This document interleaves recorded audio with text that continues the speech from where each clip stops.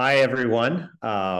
Welcome to today's webinar entitled Modern Love and Dating, the Business, Technology, and the Human Side of Connecting People, hosted by the Council of Korean Americans. My name is Abraham Kim. I'm the Executive Director of the Council of Korean Americans, and we want to welcome all of you for this afternoon's program. Our mission as an organization is to advance the national voice and influence of the Korean American community.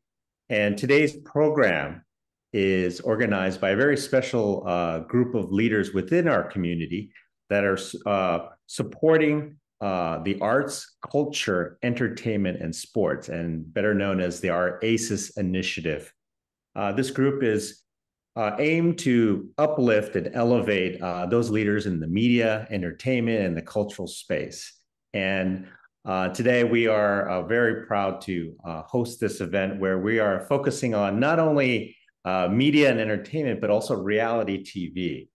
And today we are so honored to have this program with these distinguished guests, which we will introduce momentarily. But I want to introduce our moderator for today, Gloria Lee. Gloria is not only a CKA board member, but she is also the chair of this ACES initiative and also a partner at her law firm, Rutan. We're so honored to have her today to moderate today, and as well as she'll be taking the platform and introducing our distinguished guests. So over to you, Gloria. Thank you, Abe, and the team at CKA, and especially for Angela Cho for helping produce this event. We've been getting so much excited feedback for today's program because we're going to be talking about the intersectionality of Korean American culture, media representation, dating stigma, and fighting stereotypes on dating in the modern era. We've brought together an amazing panel, and I'd love to introduce them. And first off, we have from the global Netflix sensation, Love After Divorce Season 4.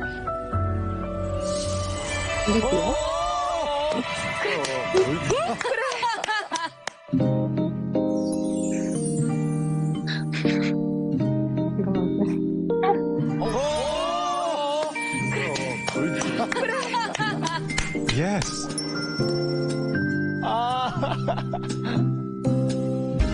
잘 됐다. 너무 잘 됐어요. 아유.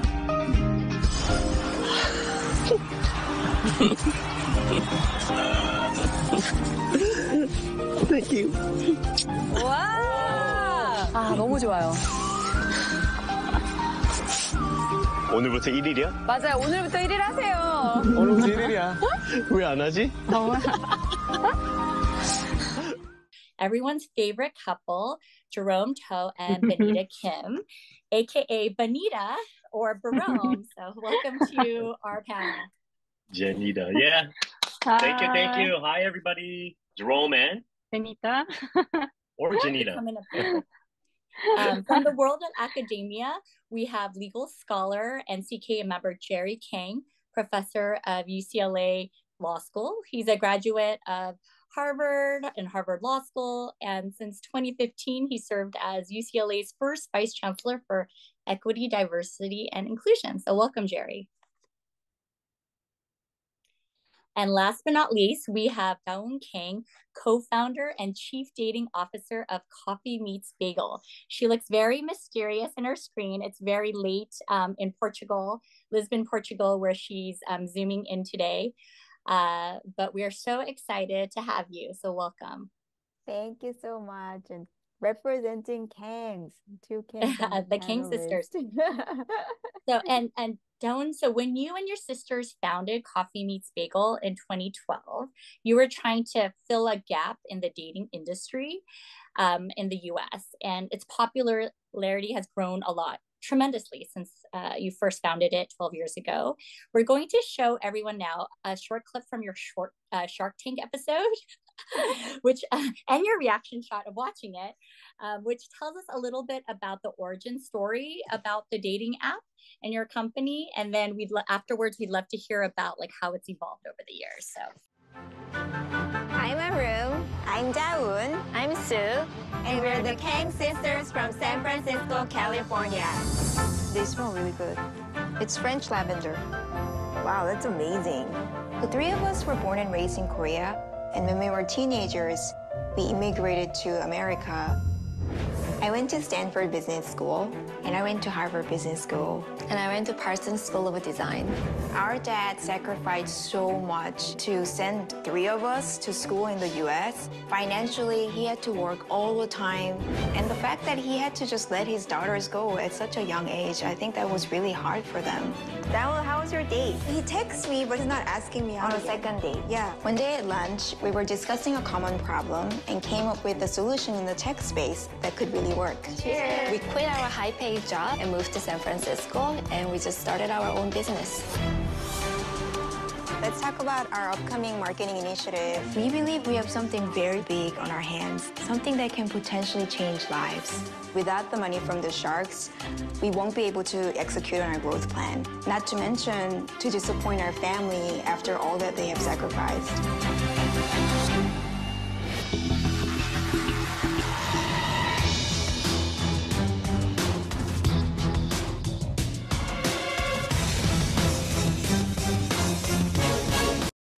So how does it feel watching that after so many years? And tell us about, I mean, obviously the rest is history, but tell us how Coffee Meets Bagel has evolved. Well, first of all, actually, so it's been a really long time since I watched the clip. And it kind of touches me in a different way. I forgot that we spoke so much about our upbringing and our immigrant value and our being like, you know, the sacrifices that our family made, which is, I think, a very classic story of, you know, Korean Americans. And so maybe because I'm a mom now, so back then when I was swimming, I was single and dating. And I'm a mom of a 3-year-old at this point. So maybe that's why it touches me differently. But really, really happy that I got to share that story on national TV. Yeah, that's really amazing. And I think when you do your pitch, one of the questions they ask is like, did you meet anyone on Coffee Meets Bagel? Because you were all single at the time, right? So do you want to share that story? So actually, my sisters were not single. Well, my twin sister was not single. She was already engaged. And I used Coffee Meets Bagel for 7 years, actually, before I met my current husband.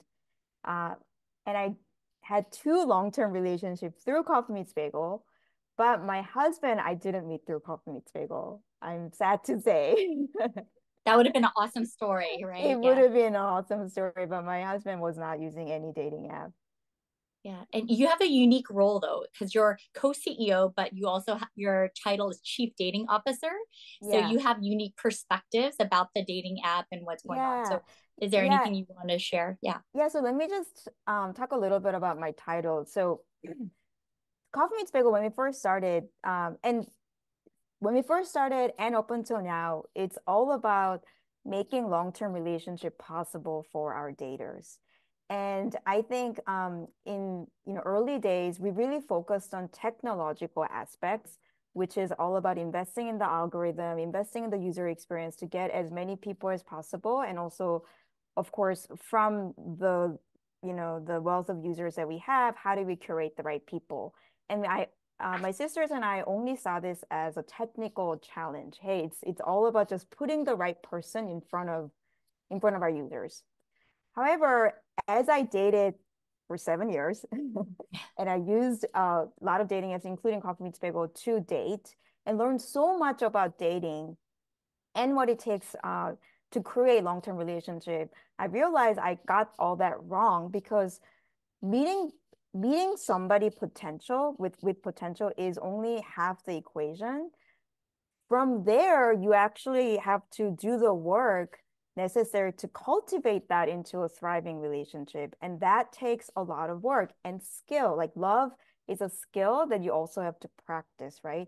And so I think personally, because I was dating so much and for my job, I studied a lot about, hey, what is the science? What is the scientific research say about long-term relationship? What are the criteria that actually constitute long-term relationship? And through that, came up with some dating principles that I really wanted our team to know and as they think about what features to develop, as they think about what kind of marketing content to develop. So that's how I sort of created the title Chief Dating Officer. So it's just be the overseer of, hey, let's make sure that we're applying the right dating and love principles in everything that we do at Coffee Meets Bagel. Amazing. And Jerome and Benita, do you have experience on dating apps? And then if not, or if so, how did you get to the point where you're applying to be on international TV post-divorce, trying to find love? We'd love to hear your story as well. All right. For me, I was on dating. I was on like six dating apps before going on the show. Coffee Meets Bagels was one of them, one of the early ones. Started. So when I first got a divorce, one of my friend introduced me to dating app. He was like, yo, he found his wife through a dating app. He was like, there's a thing called whatever dating app, you should try it. Try that, moved to the States and tried other dating apps. One thing is it wasn't working well. What I noticed is sometimes I was meeting people that did not look like their profile pictures on the dating app and in person. So I was getting catfished a lot. And I was like, man, this is, I was getting distracted, like kind of turned down by it. And then I watched a show from season 1. So when I was watching season 3, and then they were advertising, like, we're coming to the States, any Kyopos out there, register, we're coming out there. So I was like, what? So I got on the computer, went to the website, downloaded the application, typed it up, but kept it with me for a week. A week later, I submitted it. That's how I came on the show. And Benita? I was never on a dating app.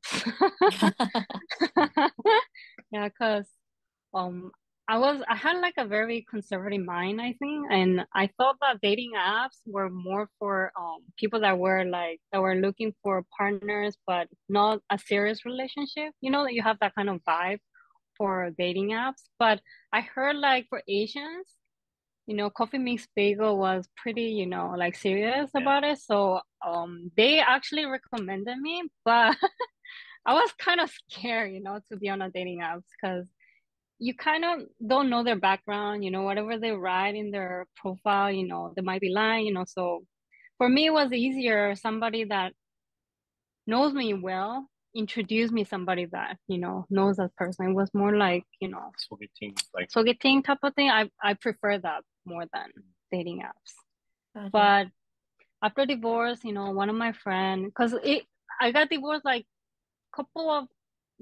a year before COVID hit, and then COVID hit, so I didn't have any chance to meet anybody.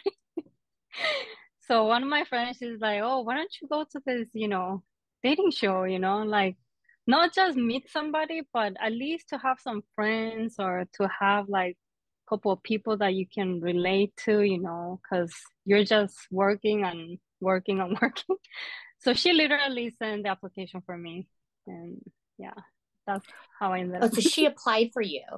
Yeah, technically. And you just, okay, great. And so I know, especially with a show like Love After Divorce, you're breaking all the taboos, because you can also kind of tell from like the hosts or the commentators, right?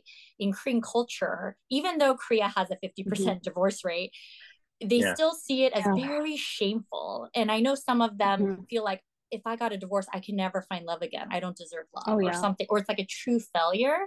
And so culturally, I don't think that's quite the case in the US, but there is that taboo. So I'm sure, families have opinions, and also you don't know how things are going to end up on the show. Like, are you going to embarrass yourself? Are you going to find love? Are you going to feel lonelier than you did before? So all of that is a lot to think about before joining. But Jerome, in some ways, you're no stranger to risk taking, because you lived in Korea as a rapper for the K-pop group EXILE, and we did want to show a clip from your previous career. Okay. Surprise.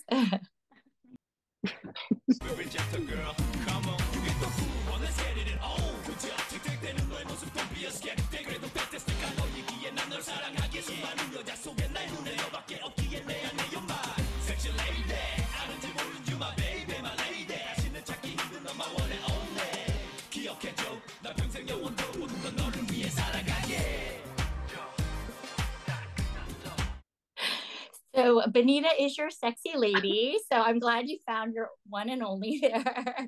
But How does it feel watching that clip? But that clip wasn't me. That's actually, yeah, you should have brought that to me. That's actually from the first album. I wasn't in from the second album. That was my member. We look alike. So yeah. we actually look alike. Yeah. So people used to say we were like twins and stuff. Before X Large, me and him, we were in a separate thing. We were called the Tupacs. We did something like way before, back in the late 90s. And then later we branched off to different stuff. He did something else and I did something else, and we met up again on X Large. He was in the first album, and I came in the second album. But yeah, that was Patrick, one of the leader of X Large. But that wasn't me. But we do look alike to it. But thanks. So I mean, I didn't get to fully embarrass you the way I wanted to, but no, thank you. That was great. That was great. I thought you were gonna show something else, like something I did back in the 90s, like before X Large. So that was really embarrassing. So I'm glad that didn't come on. We'll try to find that one for the next program. But we wanted to know, but obviously you're a risk taker. You're not afraid of putting yourself out there. So like, what were both of your expectations for, being on the show? And especially Benita, I think, is kind of known to be very introverted and private to do something like that. So what was your take on that?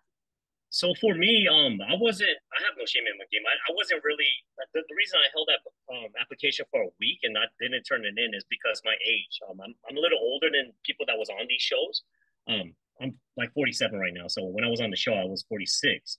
So I'm a little older to be on the show. I mean, that was one of the main reasons, and because I did the entertainment business, it's not because like I'm known. I wasn't nobody. I tell people like I'm not famous. I'm a nobody. It's just that people look at certain stuff like they say, oh, you were in the entertainment business. They could think highly of you, or opposite. Like most people would think, oh, that guy was in the entertainment business. It's like, what, he's trying to get back into the business and stuff. But that was never my intention. My intention was to come on. 5-6 dating apps wasn't working out for me. So my intention was to come on to try to find love again, which I did find.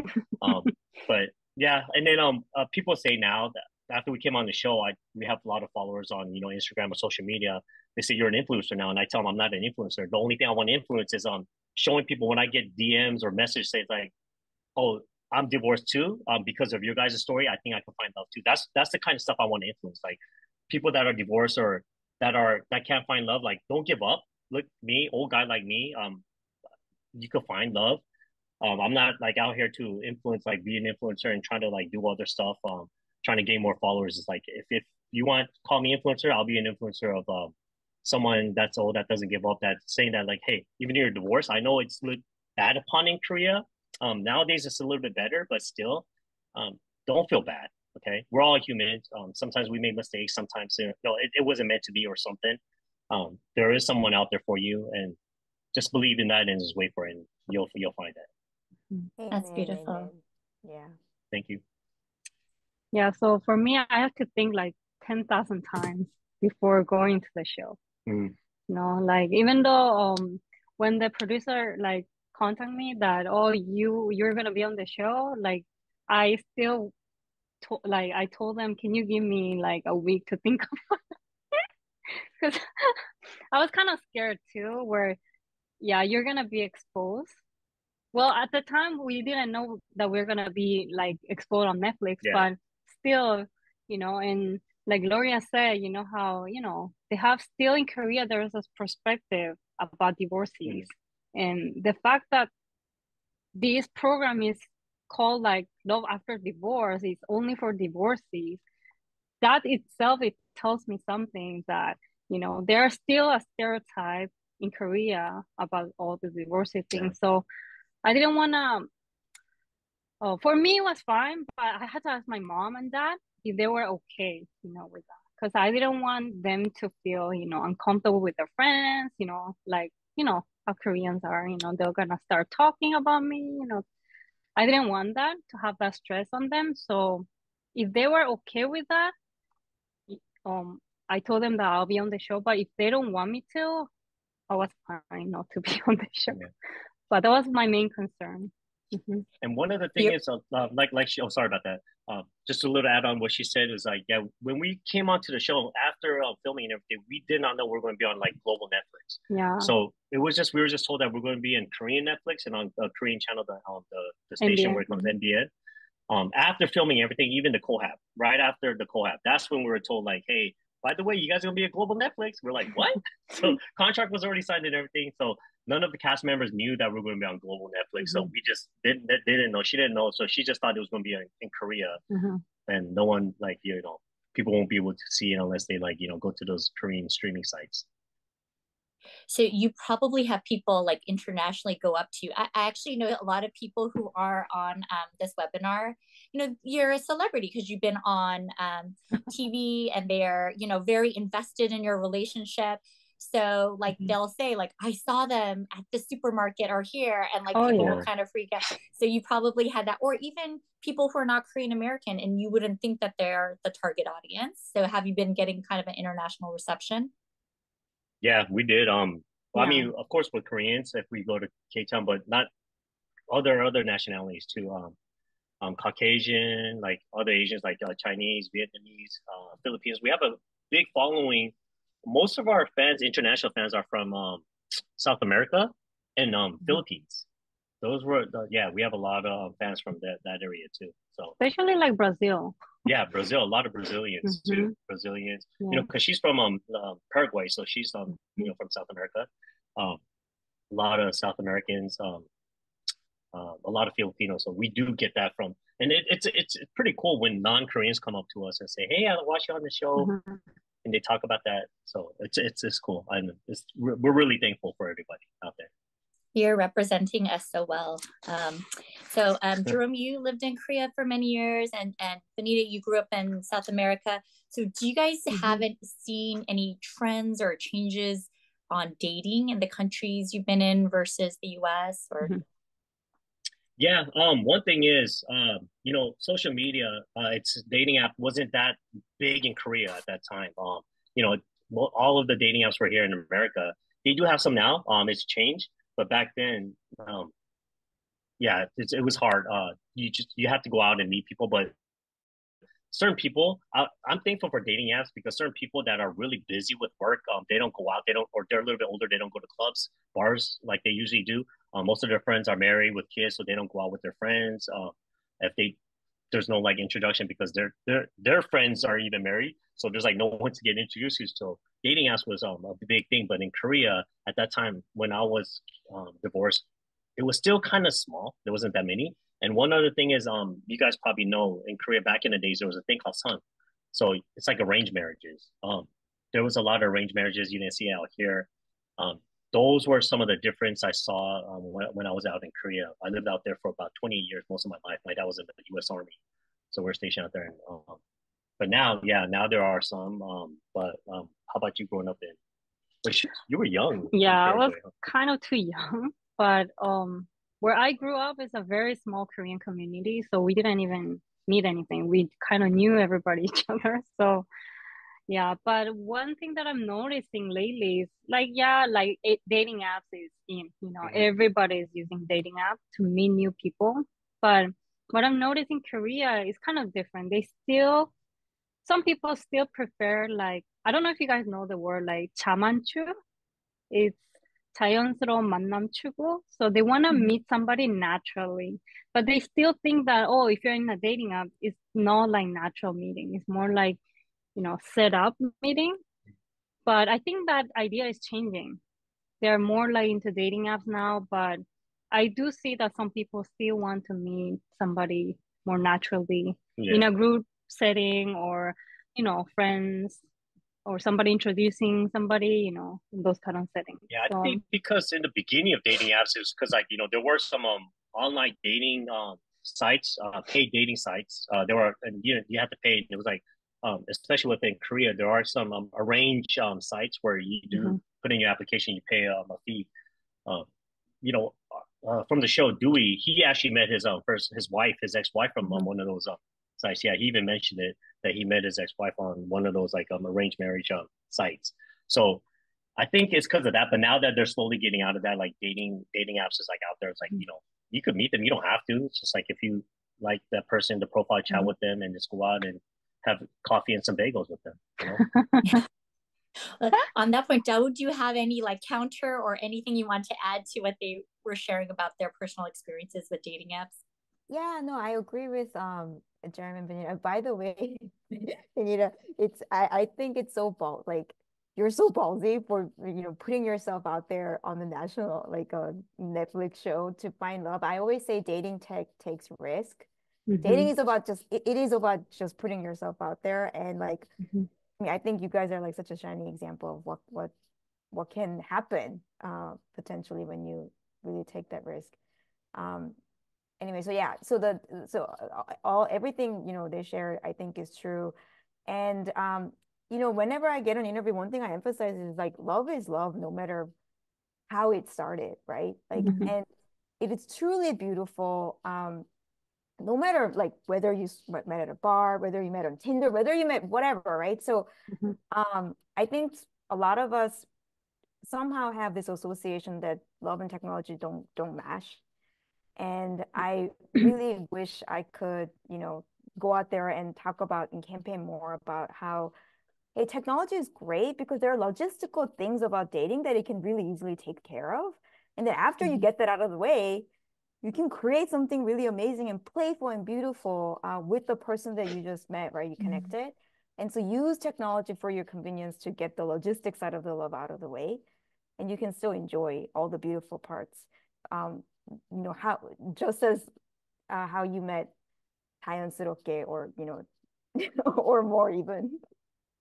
Yeah, that's right. There's, I think, less of a stigma and just people are just curious about how to connect with people these days because it's getting harder and harder. And now I'm going to move towards Jerry. I have a question for you. So, as a professor of law and also Asian American studies, you're especially known for your research and work in explicit and implicit bias. Can you share any of your thoughts or research about how Korean and Asian American men and women in particular have been viewed by other groups in the dating pool?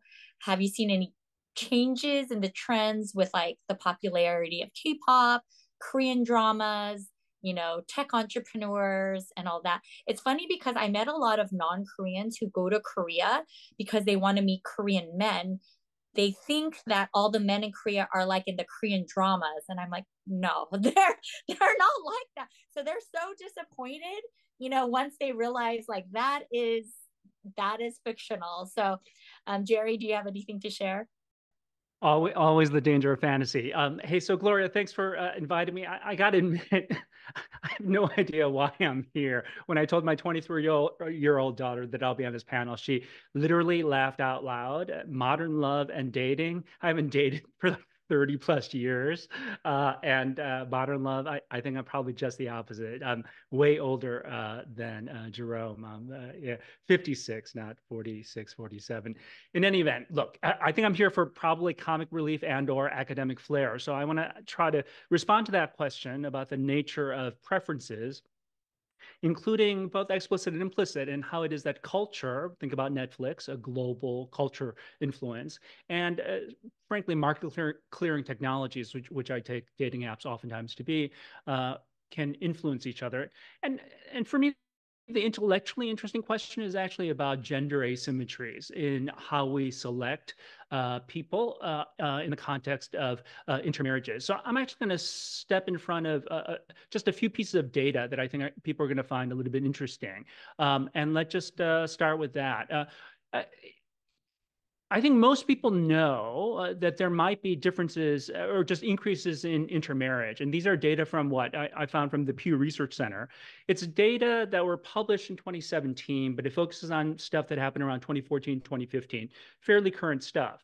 And at least for Asian Americans, what you find out, the percentage of newlyweds, and I realize that dating is not just for marriage, even on Coffee Meets Bagel. But the point is that you just see a lot of increasing intermarriage, which is consistent with what a multiracial democracy ought to allow us to have. And of the people who were married inside of about 12 months from when this question was asked around 2015, you see that the percentage of Asians who are intermarried, and that means outside of their race, is really high. It's 29%. It's actually highest percentage-wise of all the people. I was a little surprised by that. It's actually lower than it was in the 1980s, but again, Asians are intermarrying at a high rate. If you're curious, now you know. And Pew is pretty credible as a source.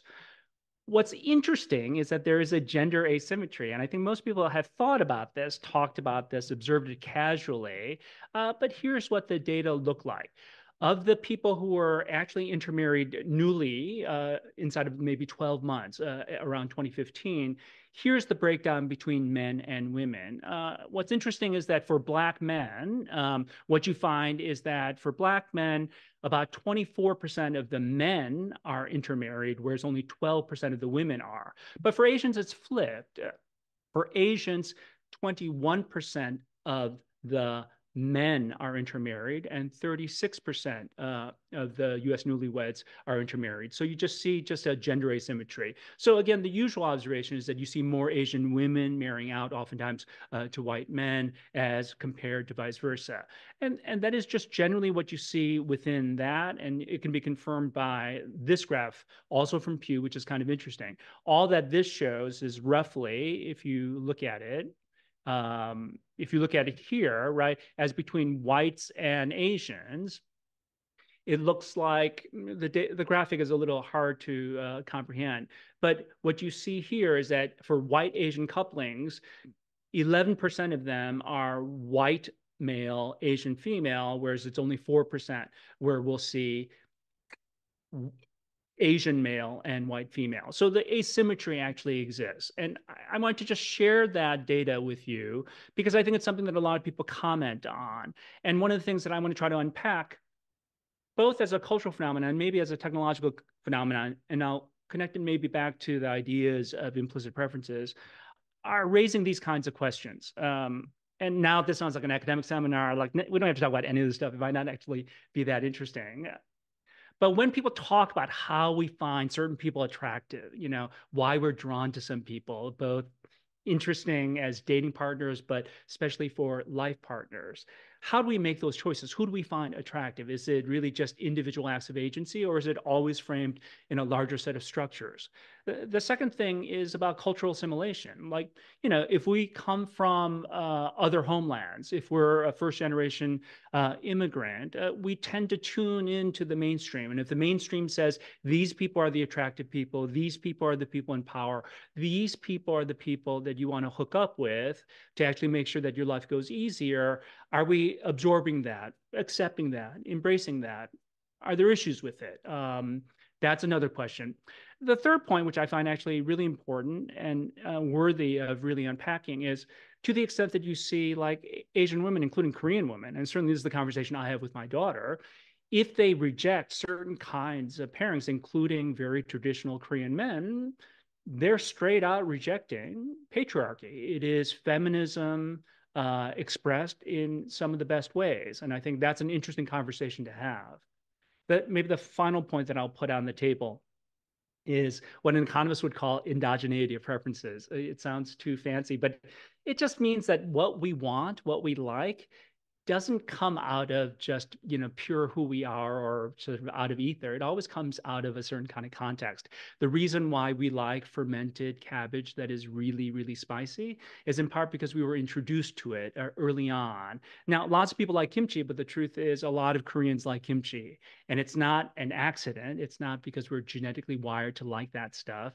I think chili peppers came in pretty late in Korean culture, actually, through, I think, the Portuguese traders. The truth is, we learn to like what our society has immersed us in. And I think those are all questions about the nature of a desire. And so the things that I want to put on the table to connect back to everything is, if culture is changing, and surely it is, if culture is changing even out in Korea, where again, there's questions about sexism and changing birth rates and what it means to be divorced or to find love afterwards. And if technology actually allows us to actually meet new kinds of people, do we see manifestations of certain kinds of preferences that reflect cultural change at its best? Or are they sometimes, you know, caricatures or problematic? I think those are some of the interesting academic questions, but now I fear that it's a little too heavy. In any event, that's the danger of asking an academic to talk about modern love and dating. Thanks. I loved it. I'm so glad you're on this panel because it gives us a different perspective of what we naturally want to do or think or desire, there are reasons for it, right? And so you kind of dissected a lot of that. And then I guess going back to kind of the interracial marriage, people, it has been said, like, especially on dating apps, like Asian American women will fare pretty well across, different ethnicities. And then Asian men, at least in the past, have ranked very low. And, there's been that common stereotype. And then that, you can kind of see that in the marriage rates as well. That's a reflection of that. Like, Dawn, as chief dating officer, is that kind of like the trends you're seeing on Coffee Meets Bagel, or have there been any differences in that regard? I mean, I think, and Professor Kang, thanks so much for sharing those stats. It's really informative even for me, even though I did look at Pew study, of course, when it first came out. I think, those beliefs didn't come out of nowhere, right? Like, and so there are some merits to it. What I do see is things changing, especially in the last, a year or two, of how particularly Asian men are actually starting to be perceived, at least the data that I'm seeing from Coffee Meets Bagel. So I think the Pew research the data was back in 2015 or 16, right? Yeah. So I actually would be really curious, and I don't know how often they do this, how that number would change if we do it again in the including data from 2021 and so on, because actually for the AAPI, the May month, we actually looked at some of the data for Asian Americans, the like rates, and how are things, what are some interesting trends that we can uncover that is interesting, given that May is an Asian American month, AAPI month. And what we found is that Asian American men actually has the highest like rate overall on Coffee Meets Bagel. And it was really surprising. I mean, not in a bad way, but it was it was a very pleasant surprise for us to see that. And just to also clarify, I think there is a stereotype that some people believe that Asian American women tend to not like Asian American men. That is absolutely not true. Most of us, including Asian Americans, just have a clear bias towards our own race. And so if you look at like the overall like rate for Asian American women, the top ethnicity that they go for tend to be Asian American men. So I want to also make that clear, that because I think some people think that, otherwise, because there are large percentage of Asian American women going, having interracial marriage, like Professor Kang shared. So I was like really encouraged to see that statistic. And so, I actually literally just created a TikTok story to share, hey, like a lot of my Asian American guy friends, when they go into dating, they go in feeling really like not self-confident because of all these stereotypes that we have in our head. And the thing about self-limiting belief is that it becomes a self-fulfilling prophecy. And so I really wanted to share the statistics because I really want our Asian American, Korean American men to go out there dating, feeling confident, because I think things are definitely changing in our society and how Asian American guys are being perceived. Yeah.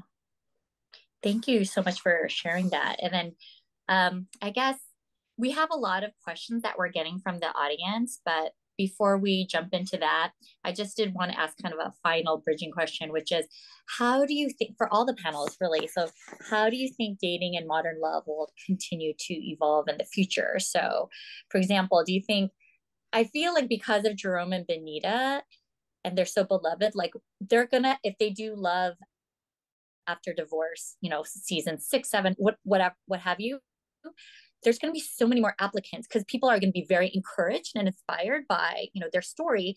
And even the contests or the participants who didn't find a match, I think they got a different type of confidence in pursuing an opportunity like that.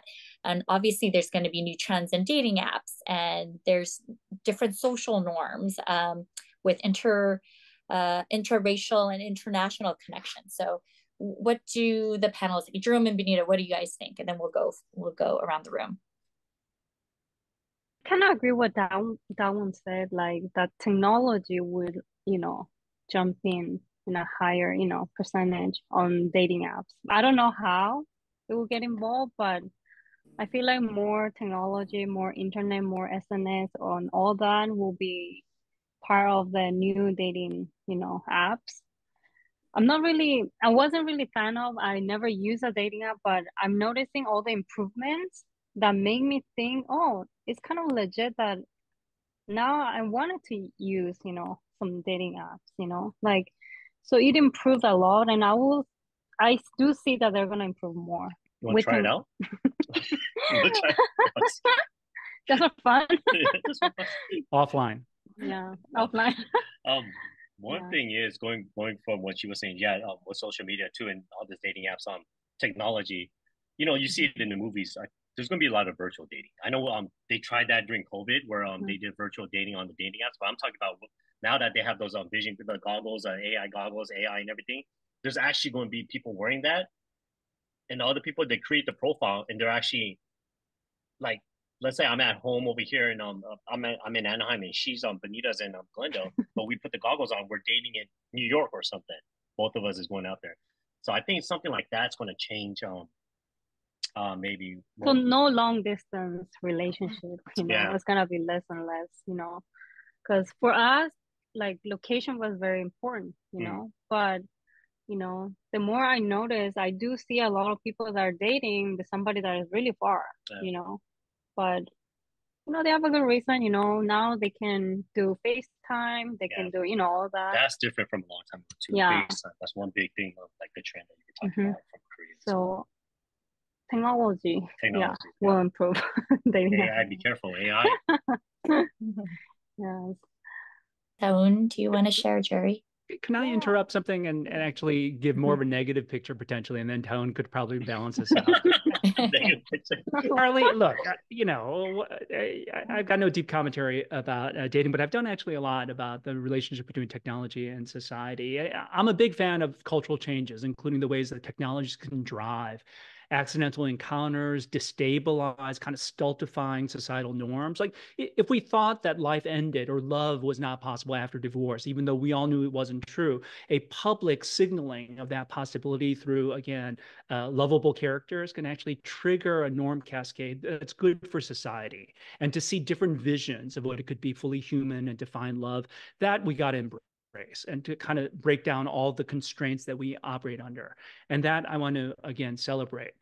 It's also true that technology, even though I'm an optimist about technology, I mean, we should not be utopian about it. Just put aside, awkward questions about information privacy, put aside about how information is used for marketing and other kinds of ways, and maybe politics that we might not be comfortable with. I think we do recognize that the acceleration of market clearing kind of technologies oftentimes leads to unexpected consequences that we don't always idealize. And so, look, whether it's overall Orientalism, whether it's fetishization, whether it's catfishing, whether it is just driving ourselves towards consumption of essentially fake versions of an idealized reality, Asian female, obvious, maybe increasingly Asian male as well.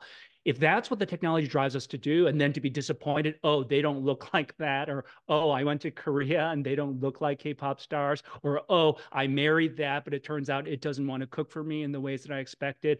All the nonsense that we see generally, to the extent that technology actually just puts a veneer and allows us to do that more quickly, it's just a stupid, bad result. And so we should be we should be smartly skeptical about what we're designing and we're walking into. And initial fads can oftentimes lead to long-term disappointments and bad consequences. This is not to say we should get rid of, again, the value of getting better information about ourselves, but we should never assume that technology is deterministically driving us towards a decent, more human place. Okay, off the soapbox. And you're getting a lot of great comments in the comment box, Professor King. Jerry. Jerry. Why am I here? I don't know. I mean, I 100% agree with you, Professor King. I think it's really important that we go in with our eyes wide open of the potential negative consequences of using technology. I mean, it's here to stay, obviously, and it's going to evolve. But we do have to be very, I guess, vigilant about it. I think the technological, of course, the AI virtual date, all that is probably going to come, and it's exciting. The part that I'm really excited about, I think, is us having the generation of young people growing up with more diversified view of love and more realistic understanding of what dating and relationship is versus growing up with just looking at Hollywood for what love and dating is actually should be. I definitely grew up with the, Disney generation where, hey, like the way love happens is you just see each other, somebody, and then you just fall in love, right? Like love at first sight, and then you go on forever. That's like the definition of love. And I think that really did a lot of disservice definitely for me and a lot of people in our generation, because that's just not realistic. That's not how typically love develops. It takes a lot of work. I mean, some of us are very lucky that it just kind of happens. Of course, that does happen. But for most of us, like putting time and attention to something that you want, and love included, if you want a thriving relationship, put in time and attention, right? Take risk. Like those all require effort. And I think with the social media and even, Jeremy and Benita getting on and all this, like more people being able to have the platform to share their love story, I really hope and I think it'll breed a next generation of people who have more realistic view of what love constitutes and how we can actually, and be more informed about how they can feel empowered to create the type of love and thriving relationship that they want. Yeah, that's a great point. And I think the fact that is like when you had a relationship for 7 years, that doesn't, just because it didn't lead to marriage doesn't mean it was successful, right? And so it's just all these finishes. Jerome and Benita, you got to the 1 year anniversary mark, which was great. Yeah. I think we actually have a clip of some highlights. We wanted to say congratulations. So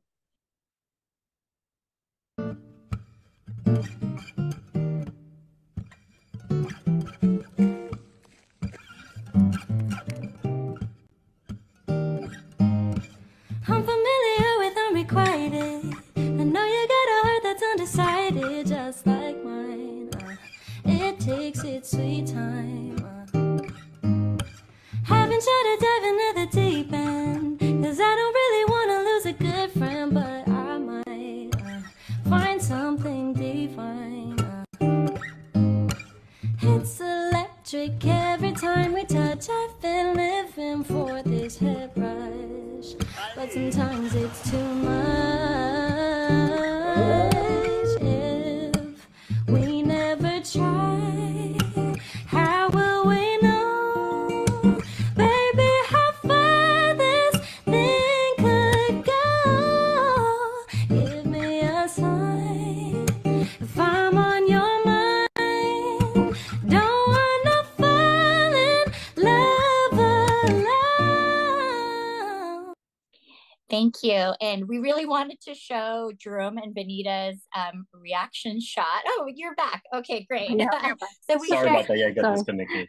Oh, no worries. So happy 1 year anniversary. I think as Dawoon was saying, it takes a lot of work. It's not just that initial attraction and you picking each other. It takes a lot of work. And we showed the highlights, but I'm sure there's other aspects that were difficult, including being in the public eye, right? So one of the questions that we received, everyone is very curious about whether you keep in touch with the other cast members on the show and how they're also doing it, as well as kind of are any of them in relationships and things like that. Yeah, we I mean, she keeps in contact with everybody. I keep in contact with most of the people on the crew. Relationship wise, I think everybody, but I don't know, two people might not. Everybody else is in a relationship, right? I think two of them's not. Yeah, I think so. So, but everybody, well, from the show, Jimmy and Heejin, they matched, they matched, and they're still together right now. We actually met with them early last month in April in Seattle. So we did a double date. But want to pitch in into this? Yeah, so I still contact with everybody. We're all cool. Yeah. Yeah. Yeah. So I think, well, one person I know, two people are, everybody's in a relationship for sure, except for two, but one of them's actually out there dating on like dating apps and dating people. I don't know if he's I haven't talked to him recently, but I don't know. He might be with someone now, like as one person, but I don't know. But I know he was out there dating. He was on dating apps too. Yeah.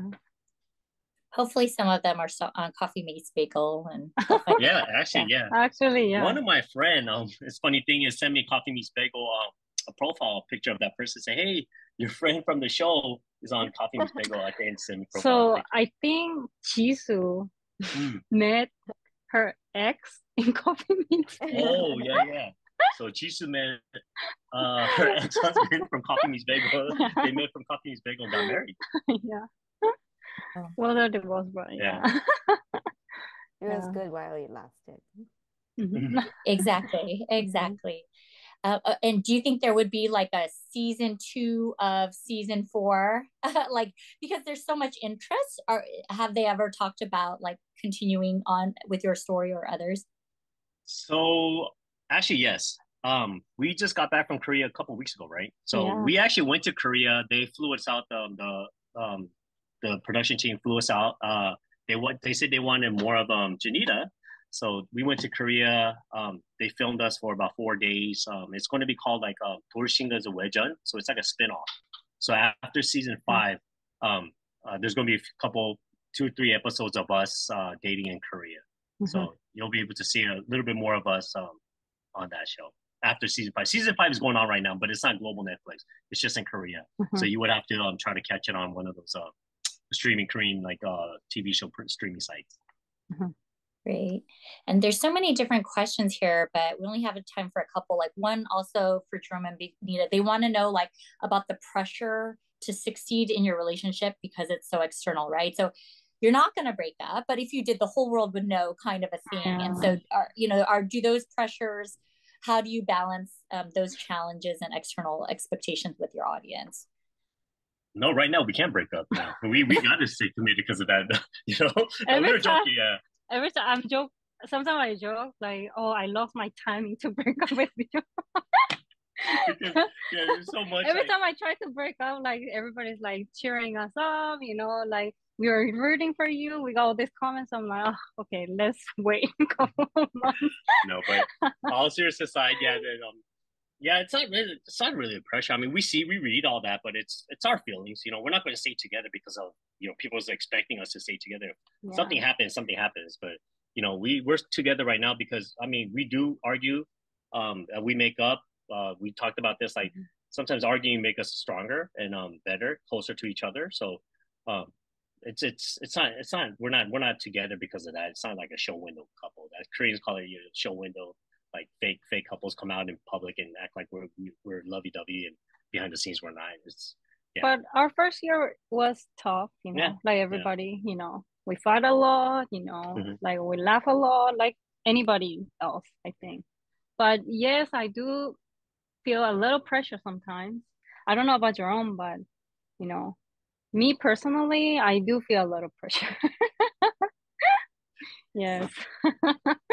Well, speaking of laughing a lot, we tried to find Jerome's old videos because we played one that was not of you. But fortunately for Jerome, we couldn't find one because they're all before your time. So I think your team has hid them well, or it was very hard. But we do have, I think, a few photos, and we're hoping they're of you. Let's see if these are of you. That's you, right? Yeah, that's him. Even the guy on the right, that's you, Jerome? That's both. Yeah, both of them is me. The guy on the right, that's me with hair on. That's a walkway on the fashion show. It's not a good picture because if you see my right hand, I'm grabbing something. But anyways, so the left picture, that's it's like one of those like red. That's not you. Right. No, the next picture that you showed, one of them was me. The one on the left is me. The one that's jumping up, that says lifestyle. That's when I used to model for Nike. The guy on the right is actually the X-Large leader that you mistaken me for. So you could tell that we look alike. You guys look so alike. He had a shaved head too, so we did look alike. Yeah. That's awesome. Well, Thank you again. This was such an interesting and unique conversation. I mean, nowhere else except for Council of Korean Americans would you have like a law professor, the co-founder of Coffee Meets Bagel, and the beloved couple from Netflix's Love After Divorce, all together having this very intersectional conversation. And thank you to my co-chair and board member Esther Song for introducing me to Jerome and Benita. This was an amazing conversation. We do have a members only Q&A session. Abe, did you want to tell everybody a little bit about that?